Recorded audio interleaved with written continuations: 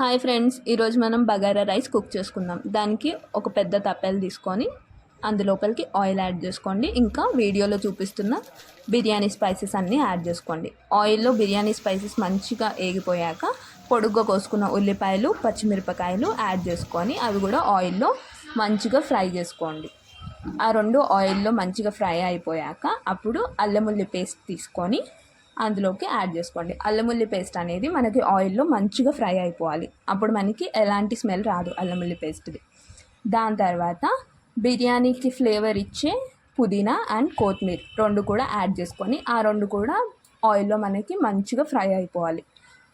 దాని తర్వాత మనము ఎంత బియ్యం అయితే తీసుకుంటామో దానికి సరిపడా వాటర్ యాడ్ చేసుకోవాలి.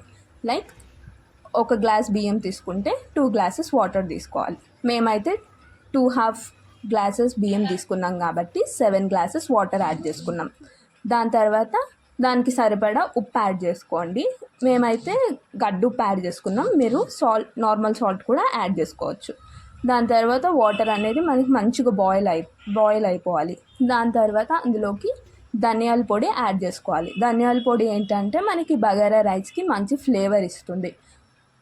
ఈవెన్ మనం నార్మల్ బిర్యానీలో కూడా యాడ్ చేసుకున్న మంచి ఫ్లేవర్ ఇస్తుంది. దాని తర్వాత అన్నం యాడ్ చేసేసుకోవాలి. వాటర్ అనేది మంచిగా బాయిల్ అయిపోయాక బియ్యం నానబెట్టుకున్న బియ్యము యాడ్ చేసేసుకోవాలి. బియ్యం అనేది కనీసం మనకు ఒక 30 నుంచి ఒక 1 అవర్ వరకు నానబెట్టాలన్నమాట. మేమైతే ఆ రోజు నార్మల్ రైసే తీసుకున్నాము. ఈవెన్ మీరు బాస్మతి రైస్తో కూడా కుక్ చేసుకోవచ్చు. దాని తర్వాత బియ్యం అవన్నీ మంచిగా బాయిల్ అయిపోయాక అంతే అండి, మన బగారా రైస్ రెడీ అయిపోయినట్టే. చూసారు కదా ఎంత పొడిగా ఎంత బాగా వచ్చిందో. మీరు కూడా ట్రై చేసుకోండి. Please like, share and subscribe for more videos. ఇలా బగారా అన్నం, చికెన్ ఎంతైనా